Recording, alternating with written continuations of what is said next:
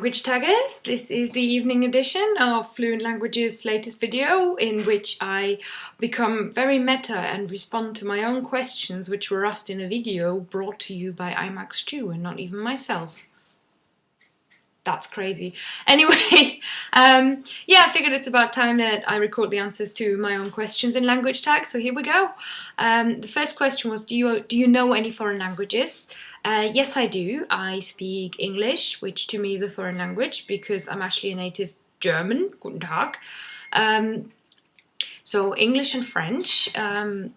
Those were actually my first and second foreign languages. My third, fourth and fifth were Italian, Latin and Spanish, none of which I really remember very much of off the top of my head.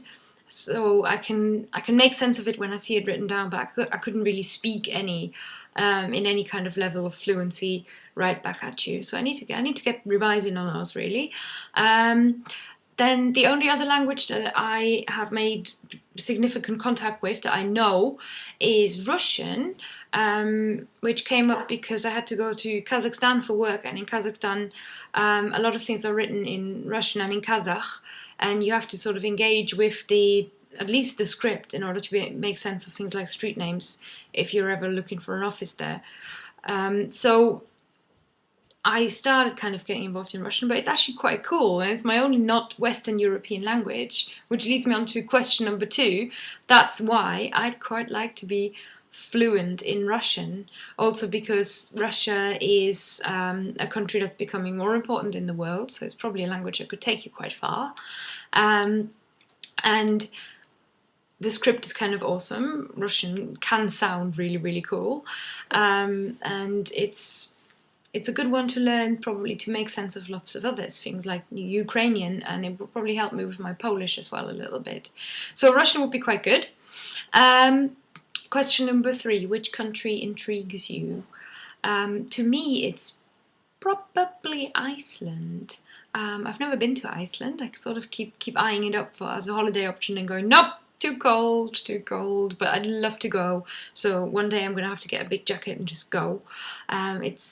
All the pictures that you see in the videos, it looks amazing, and it's got this kind of landscape where it looks like people are just alone for ages. I quite like reading Icelandic crime novels from Arnaldur Indridason, and I quite like listening to Icelandic music as well, so I've got a bit of a soft spot for Iceland. Question number 4, do you think it is important to learn foreign languages in the world of today? Heck yes, absolutely. I think foreign language learning is important in any kind of world because it's actually one of the coolest things that you can study. It makes you really smart, as you can see. No, but I think it improves your memory, it improves your persistence, it helps you keep your motivation up if you learn something like it's a little bit like learning a sport without doing a sport. And of course also the world is getting smaller, so we've all got to be able to understand each other and have this awareness of each other's cultures, that the understanding of a country that you just get a bit more in depth that comes with learning a language. So I think everybody and their dog can benefit from learning a foreign language. Question number 5, if you could be just fluent tomorrow by magic in any other language, which language would it be? I'd quite like that language to be Polish, if the lingua fairy will come and polyglot me up. Definitely Polish, because half of my family is now Polish by marriage. So suddenly all these new people have come into our lives, and they all speak Polish, and it would be really nice to be able to just chat to them and just be really effortless and just come in and go, yes, just chat. That would be really cool. And also the Polish people seem quite fearless about going to new places, which means you come across a lot of them everywhere. And it's a country with a really interesting history, so Polish would really probably be very, very interesting. Mind you, from all I've heard, it looks quite difficult and prescriptive in its grammar, so if I could get around having to learn all the grammar rules and endings, that would be nice, and just be able to do it. So a bit of a shortcut. Question number 6. Would you ever give up your native language for another?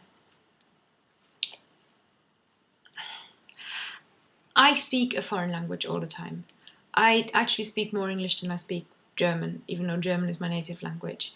So I couldn't possibly answer this question. If I had to give up all the other languages beside my own native, my life would be really, really, really different.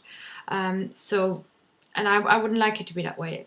I think there'd be a massive piece missing. So I can't really answer this question. I don't think I would want to give up my native language for another, but at the same time, if I had to choose out of all of the languages, it might be that I'd end up choosing English over German, but I hope that choice will never present itself, and I think it won't, thank God. So really, it seems that I've asked you this question because I can't answer it myself. So far, we've had some ace responses on this video. Please keep replying. Video replies are my favorite because people just say a little bit more than when you have to type it all up. But people have mentioned Russian, Ukrainian, Malaysian, Chinese to me, and to Stuart. Welsh as well has been in the mix. So it's already sounding like such an interesting thing to talk about. I can't wait to hear lots more, and hopefully soon from all of you guys. So bye bye. Keep watching YouTube. Bye.